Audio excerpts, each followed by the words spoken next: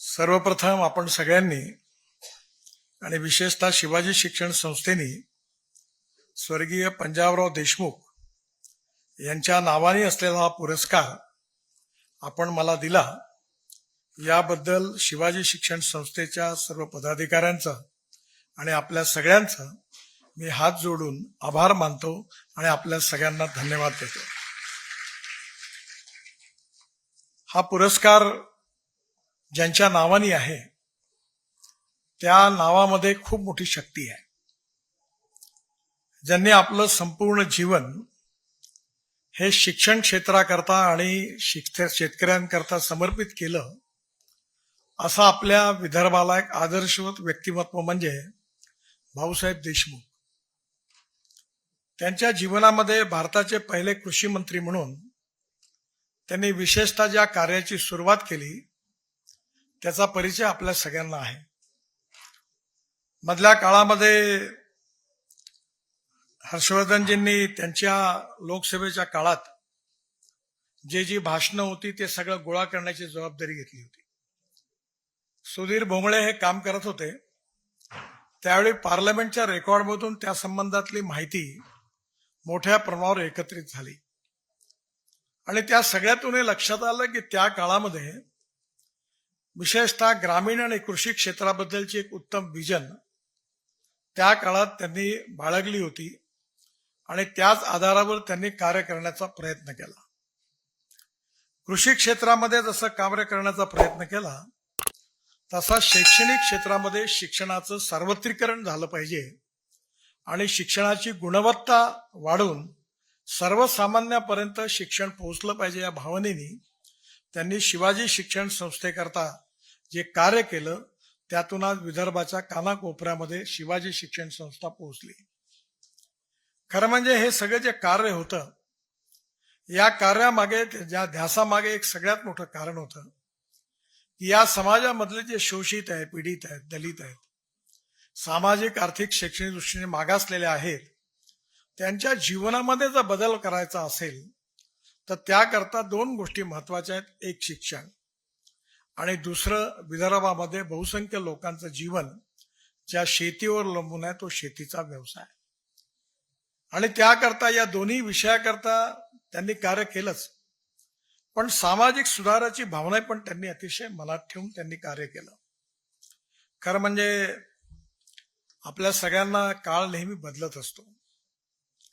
जे आज आहे ते उद्या नाही, जे काल आहे ते आज नाही. त्यामुळे बदलणाऱ्या काळामध्ये हळूहळू आपण विसरत जातो. मृत्युंजय नावाचं एक पुस्तक आहे शिवाजी सावंतांचं. त्याच्यात सहज त्यांनी एक सुंदर वाक्य लिहिलं आहे की विस्मृती ही माणसाला देवाने दिलेली सगळ्यात मोठी देणगी आहे.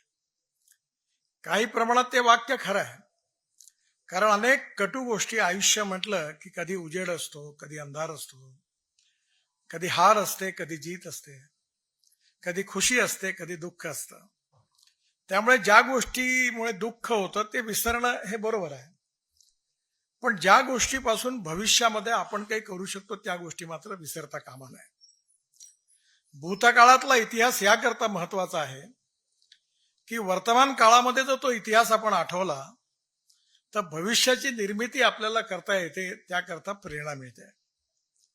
आणि म्हणून आज खऱ्या अर्थाने आजही पंजाबराव देशमुखांचं व्यक्तित्व, कर्तृत्व, नेतृत्व आणि त्यांनी दिलेली विजन, विचार हा खूप महत्वाचा आहे.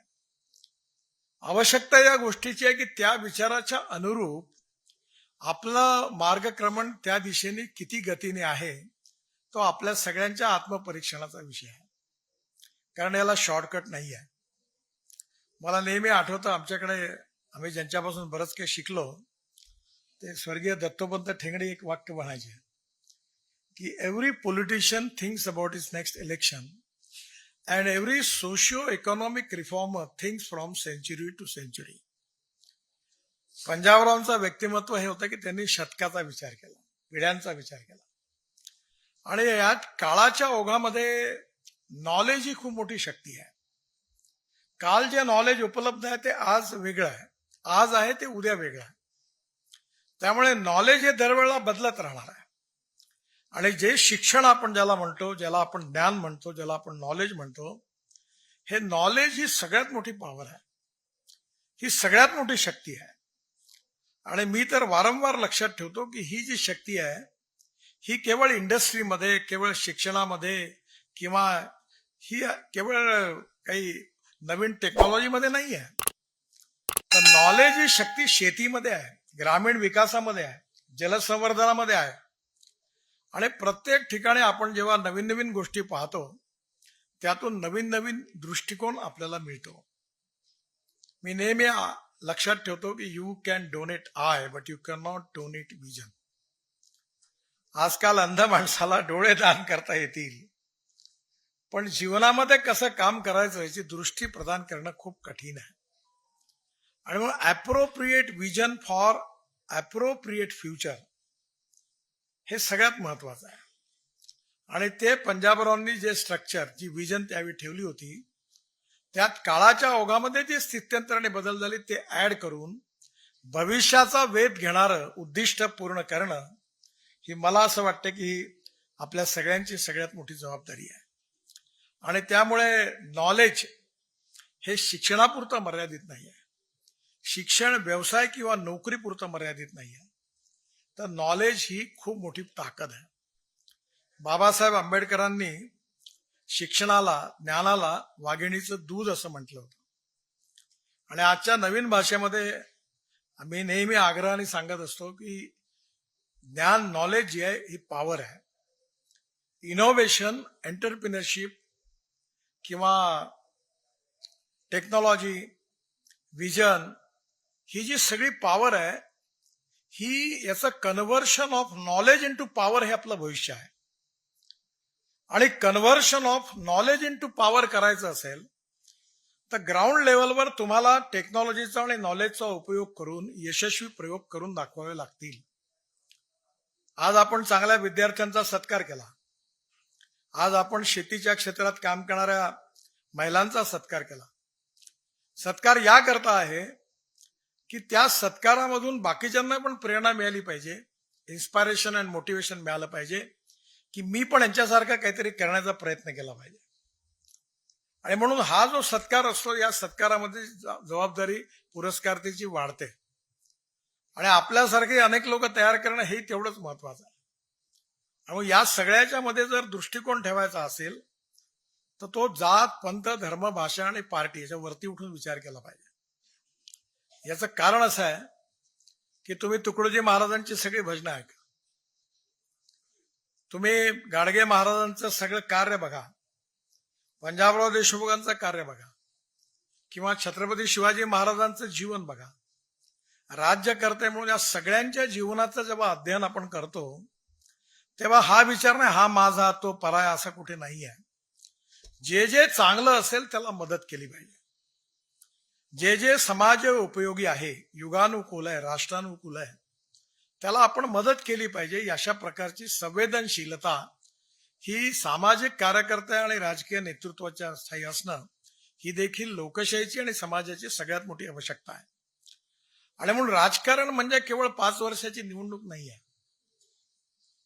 ही निवडणूक जी आहे त्याच्यात खरं म्हणजे आपल्याला असं पंजाबराव देशमुखांसारख्या व्यक्तित्वाकडे बघितल्यानंतर we need to redefine the definition of politics. दुर्भाग्याने खूप मोठं डिटोरेशन आहे आणि प्रत्येकाला तिकीट पाहिजे. मी या सगळ्यातून गेलो आहे आणि एवढा खर्च फोटो लावायला, कटआउट लावायला, हार घालायला, सत्काराचे कार्यक्रम होतात.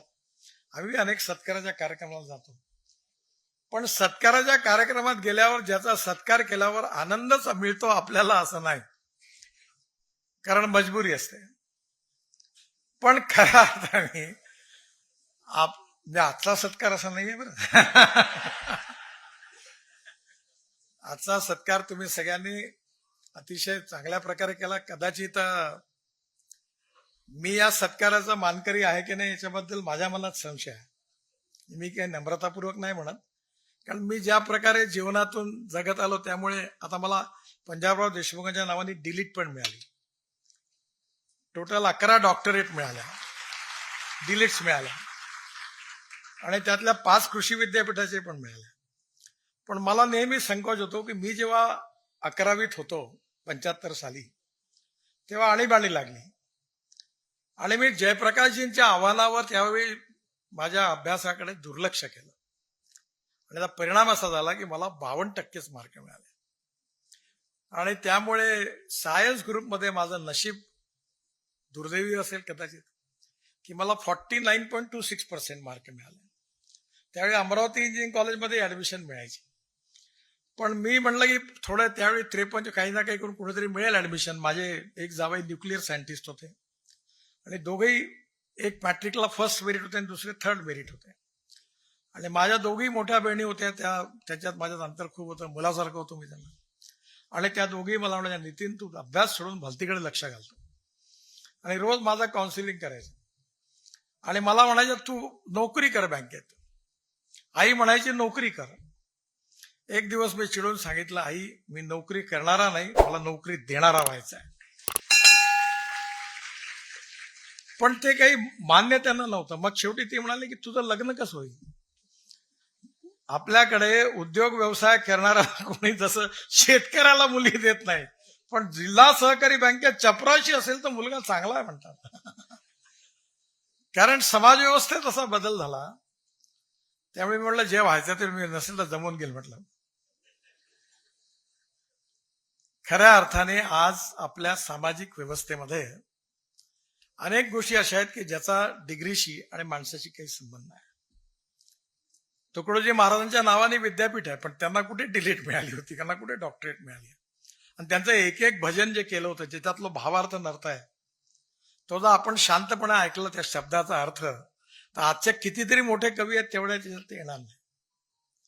त्यामुळे आज खऱ्या अर्थाने डिग्री घेणारे सगळे सुशिक्षित आहेत, सुशिक्षित असतील, पण सुशिक्षित असणारे सगळे सुसंस्कृत आहे हे काही खरं नाही. असंही होऊ शकतं की काही सुशिक्षितही आहे आणि सुसंस्कृतही आहे. त्यामुळे मला खरोखर या गोष्टीचा आनंद आहे की मला 7 वर्ल्ड रेकॉर्ड झाले आणि मला आता लोक म्हणतात की इंजिनिअरिंग मधला मी एक्सपर्ट आहे म्हणून. सध्या सोशल मीडियामध्ये माझे फॉलोअर झाले 25 कोटी आणि आता मला युट्यूब वाल्यांकडनं महिन्याला 2.5-3 लाख रुपये मिळतो. आणि आता सगळ्यात जास्त माझं ऐकणारे आहेत ते अमेरिकेत आहेत.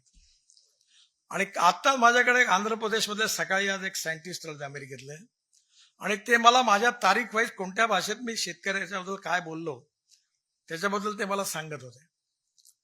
त्यामुळे आता टेक्नॉलॉजी बदलली, पण मी काही इतका विद्वान नाहीये. मी फार प्रॅक्टिकल आणि जवळून बघितलं तेवढंच बघतो, आणि मी व्यावसायिक पण नाही. मला व्यवसायिक करायचा नाही. आता जो काही मी केले ते सगळे घाट्याची कामं केली असतील, पण मुलांनी फायद्याची केली. माझे मुलं राजकारणात नाही. कारण मी एकदा घरात विषय आल्यावर त्यांनी मला विचारलं की प्रवीण दटके आता आमदार आहेत, ते आले म्हणे तुमच्या मुलाला युवा मोर्चाचा अध्यक्ष करायचा आहे. म्हटलं चांगली गोष्ट आहे, त्याला अध्यक्ष करण्याच्या आधी माझा राजीनामा घेऊन घ्या म्हटलं, मग त्याला करा. तुम्ही असं कसं म्हणता. मला नाही मान्य. माझा मुलगा म्हणून त्याला राजकारणात स्थान मिळेल हे नाही, त्यांनी आपल्या कर्तृत्वाने आपलं स्थान निर्माण करावं, मग त्याला तुम्ही घ्या. म्हणलं मी सायकल रिक्षातून अनाउन्समेंट केली, पोस्टर चिकटवले आणि शून्यातून काम केलं. राजकमल चौकात त्या तिथल्या आणि चौकात अनेक वेळा रात्री 12 वाजून चहा पीत, हाफ चहा पीत अनेक वेळा आलोय. तर मी म्हणलं त्यांनी ते काम करावं, माझा मुलगा ना, मग त्याला लोकांनी म्हणावं हा पाहिजे. तर गोष्ट वेगळी, माझा मुलगा म्हणून तो पुढे बसेल माझ्या, हे नाही करायचं. आमदाराच्या पोटातून आमदार नाही झाला पाहिजे, खासदाराच्या पोटातून खासदार झाला पाहिजे. त्याला अधिकार आहे की आमदार खासदारांनी म्हणायच्या ऐवजी जनतेने जर म्हटलं, कार्यकर्त्यांनी म्हटलं, त्यांना जरूर अधिकार आहे. मी जे लोक आपलं कर्तृत्व सिद्ध करतात त्यांना जरूर अधिकार आहे. कोणाचा मुलगा मुलगी असणं गुन्हा नाही आहे. आणि त्यामुळे आज आपल्या सामाजिक राजकीय जीवनामध्ये राजकारणाचा अर्थ समाजकारण आहे, राष्ट्रकारण आहे, विकासकारण आहे. And politics is a instrument of socio economic reform, आणि सामाजिक आर्थिक परिवर्तनाचं साधन आहे. आणि त्यामुळे राजकारण करायचं असेल, आणि माझ्या अनुभवातून तर मला वाटतं